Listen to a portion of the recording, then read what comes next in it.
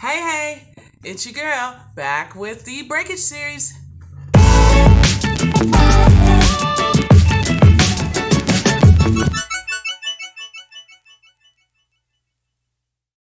Hi, I am Genuine Nard, and I am back with the Breakage series. And all month, actually for the past 2 months, we have been talking about the 6 most common causes of breakage. You know, everybody tells you once you stop the breakage, you'll see your hair growth. I've heard that 1,000 times, but you know what I haven't heard is what exactly am I doing that is causing my hair to break, and how do I stop that? Crickets. So this series has talked about some of the 6 most common causes of breakage. The first one being hard water, the second one being too much heat. How hot is too hot? Mind blowing. The next one was about tension. The other one was about friction, right? We talked about in the bonus track to my subscribers as a thank you, how to use protective styles to your advantage. And so now we are down to the last 2, and they are both about imbalances that will happen in your hair, causing it to become brittle and break over time. So without much ado, this video I'm going to tell you starting off, it is not short, but the information is so in depth, I couldn't really break it down into 2 or 3 videos. So pH balance is long. Stay to the end. It is absolutely life-changing information. I don't want to oversell it. In this series, we've been talking about breaks, the main causes of self-inflicted hair breakage. And this segment is about an insidious one. It's the pH of your hair and scalp being out of balance. When your scalp's pH is off, your hair can fall out from the follicles. And if your hair's pH is out of balance, it becomes more prone to breakage. Now, this is a very big subject, so I'm going to break it up into 2 parts. This segment, we're going to talk about 3 main things you can be doing that'll throw off your scalp and hair's pH balance: relaxers, hair colors, and chlorine. Let's start with the number 1 thing that throws off hair pH balance: relaxers. All chemical relaxers work by penetrating the cuticle and the cortex layers of the hair shaft. Then it breaks the disulfide bonds of the hair, loosening the natural curl pattern. This is done with very strong chemicals that have a very high pH. It's called a permanent because these chemical reactions permanently change the structure and the strength of the hair. The main active ingredient in lye relaxers is sodium hydroxide. The pH balance of this ingredient, lye, is 14. It is the strongest on the pH scale. Sodium hydroxide relaxers are very effective in breaking down the hair's bonds, straightening the hair quickly. Because of this process, most professionals prefer a lye relaxer. Interesting point, these are not the ingredients on a relaxer. This is hair removal cream. Sodium hydroxide is an active ingredient in many hair removal creams. A depilatory works by dissolving the hair, allowing it to be washed or wiped off the skin. The sodium hydroxide in these creams works by increasing the pH level to speed up the chemical reaction that causes the hair to dissolve completely. And this says on the front that it is a no lye relaxer, but I Googled it. I actually had to Google it several times because, as you can see, it lists ingredients for everything but the relaxer. Turns out, this lists sodium hydroxide as the last ingredient. So, it is a lye relaxer. And while it's true that the calcium hydroxide is an active ingredient that chemically breaks down the hair in hair removal creams, it's often used in no lye relaxers. This home-based relaxer has both strong chemicals. I was shook but in my research I found that there are relaxers so similar to hair removal creams I could hardly tell the difference. The main possible difference is the amount of conditioners, the strength of the chemical reactions, and the duration of the contact with the hair. And I say possible because there's no way of knowing what the percentages of these strong chemicals are used, because it's not required by the FDA. What about no-lye relaxers? All chemical relaxers are based on the same science. It is true that chemists have found very strong, similar chemicals that work like lye. They are calcium hydroxate, lithium hydroxate, ammonium thioglutamate, guanidine carbonate. All of these break the disulfide bonds using strong chemicals that have a very high pH. I used to use the phyto-specific, all-natural relaxer before I transitioned to an unprocessed natural hair. Now, it states that it is the only relaxer on the market with active relaxing ingredients of 100% natural origin. But I Googled it, and I have to admit that this is impressive. It allows you to highlight some of the ingredients with pictures and explanations of what they do. I didn't see any other brand nearly as transparent. And while accurate that the straightening cream is of all natural origin, I'm not sure what in it is straightening the hair. But I am sure that the chemicals that are straightening the hair common to no-lye relaxers in the inductor index, the guanidine carbonate, is using the same science of breaking the disulfide bonds by an alkaline chemical reaction. It is milder, it has a pH of 11 to 12, but it's still a no-lye relaxer. Now, I will tell you the honest experience that I had with phytospecific was wonderful. This was the absolute best perm I ever used. And although it is a no-lye relaxer, it's much milder than any other relaxer I've ever used. My transition to natural was gradual. I developed an allergic reaction to traditional lye relaxers over years of using them. And it turns out I'm not alone. According to the National Center for Biotechnology Information, or NCIB, 95.56% of women in a 2013 study had severe adverse reactions to relaxers. So if you're getting red bumps, or it burns, itching, or even trouble breathing after a perm, all allergic reactions that need medical attention, please see a dermatologist. Have you ever seen breakage that looks like this?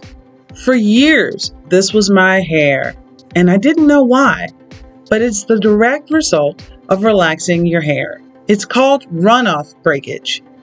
Each time your hair comes in contact with those harsh alkaline chemicals, the cuticle is opened up, causing more and more damage. After a few applications, or even rinsing those chemicals over previously relaxed hair, more damage is caused. Now, eventually, overprocessed hair will have the same effect as if you had used a hair removal cream. It will dissolve. Or in this weakened state, it will usually break at the shoulders when friction and pH imbalance combine to keep your hair stuck in the cycle of breakage at the contact point. Now, if you're one of the less than 5% of the population that can tolerate relaxing your hair, I strongly suggest have a stylist do it. You cannot see the back of your head, and this is serious chemistry.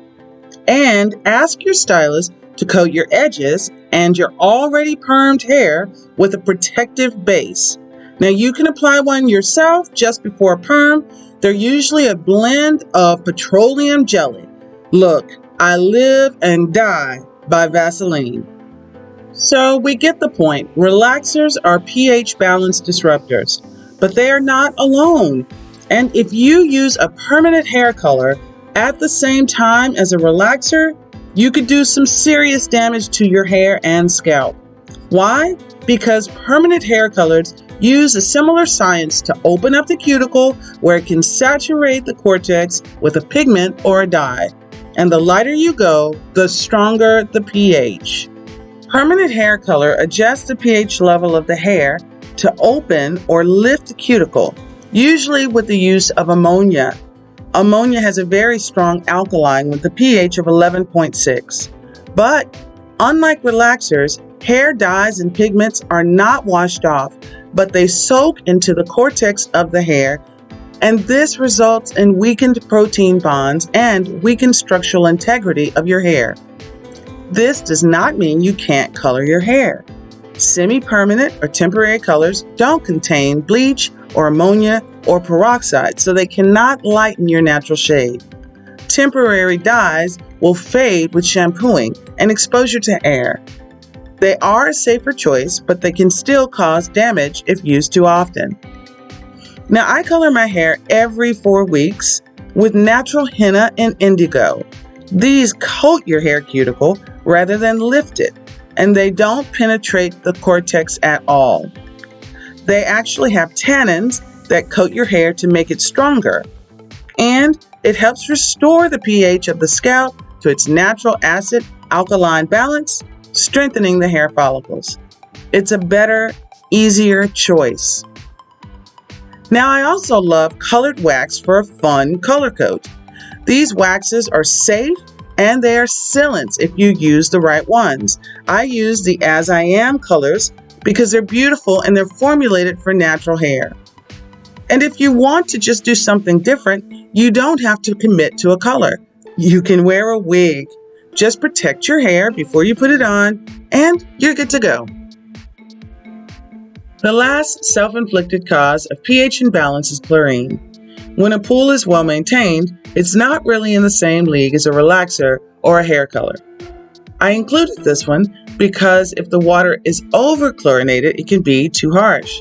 And overexposure and underprotection will damage your hair's cuticle. Now, usually it is swimming, but it can also be from the chlorine-treated water in our showers. You can have your home water tested by your local water company, and it's usually free.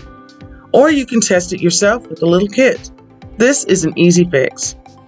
And before I get into any swimming pool, I test the water. I do it every time before every swim.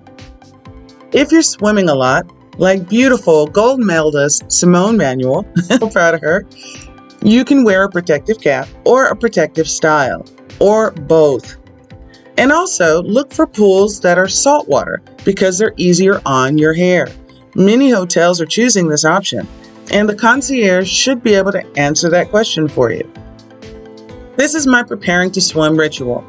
I get a little coconut oil, just enough to coat my hair, keep it from getting too much water absorbed. And then my non-slip headband. You can get these at Walmart or on Amazon. Any headband will work. Just want my ears out. Next, I'm going to use my great swim cap. This one's silicone, so it's not going to hurt my hair. And now I just use my goggles. I don't like water in my nose, so I got the big ones. That's it. I'm ready. If your shower water smells like a pool, or if the water stings your skin, it's over-chlorinated. I invested in a shower water filter because the water isn't good where I live. And I used this one because it's good for hard water as well as chlorine. The Amazon link on where to buy it will be in the comments. We've talked about the bad effects of pH imbalance, but you can restore your hair's pH really quickly, probably faster than correcting any other form of breakage. Try a little acid rinse. I rinse my hair right after I shampoo with some type of acid because my hair loves it. I did a whole video about rinses you can make that are going to strengthen your hair and stimulate growth. And you can use a lot of different things: vinegars, orange juice, beers, tomato juice if you're a redhead. My all-time favorite rinse is coffee because it darkens my hair and it is studied and proven as a growth stimulant. Keeping your hair in proper pH is going to make it stronger and less prone to breakage. Once you get that into balance, the only pool breaks you'll see will look like this. Okay, so look, this video is long and I'm not going to be long-winded about this because I know you guys are busy out there saving the whole world and I'm not trying to take up your whole day. But look, now that you know that the ingredients in this are the same ingredients in this, you can make a much more informed decision. Also, you can make decisions like, am I going to perm or color, right? And I wanted to save the little color thing because I really do use, like, this is what I'm using now, and it is a colored wax. I'm saying this stuff works like wonderful because I really should put the henna in, but boop, boop, boop, boop, boop, boop, boop, boop, boop, boop, boop. This colored wax will cover my gray just fine until I'm ready to use my henna and indigo to really get that gray under control. And you know, I'd rather gray hair than no hair. So I avoid really strong chemicals in my hair as best I can. If you are going to make the active decision to continue to perm your hair or to continue to color your hair, that is absolutely your decision. It's your choice. You will be beautiful no matter what you do. However, to make sure that you're getting the best service, I strongly suggest for those, go to a professional if you can afford it. Go to a professional because the stuff in the store, you really kind of don't know what you're getting. And it's oftentimes a lot less effective and a lot more chemicals so that it has a longer shelf life than if you would have gone to a professional and have them mix it up for you at that time. So my 2 cents on that. And I'm done with this subject. You guys know enough information now to make much more informed decisions. I am not the perm and color police. Nope. Nope. All right, so if you have not already done so, please subscribe to the tribe. Just click that little subscribe box that is scrolling by. If you like this information, if you learned anything new, this is one of 6. I don't know what I'm doing. 1 of 6 in this series about hair breakage. It's probably the biggest, most common cause of breakage, but the other ones are going to have you shook. Like, ooh. Anyway, so definitely subscribe to the tribe. Also, if you like this kind of content, if this series is going to be life-changing for you, click like, and check out the other videos that relate to this one. Also, let me know who you are in the comments. I am letting you know who I am in these videos, right? It's me, 100% authentic, genuine Nard self. And so let me know who you are in the comments. What are you doing? If you're choosing to perm, how are you protecting your hair? I want to know. What do you want to see in the next series? And then the last thing I want to say is I appreciate you. I hope you feel like you've made a friend on the internet and that I'm a part of your support system. You're certainly a part of mine. And look, I just want to thank you for your time. I know you're busy. You're saving your families. You're saving the community. You know, you're doing the hustle and it is not unappreciated. So keep up the good fight and thank you for sharing a little bit of your time with me today. All right. Bye. Oh, is it on there? Nope. Hey, I hope you enjoyed this one. Tell me how it turned out for you in the comments. Click like, subscribe and ring that bell for all the videos in this playlist, or just view these next 2. And thank you again for watching. All right, that's it.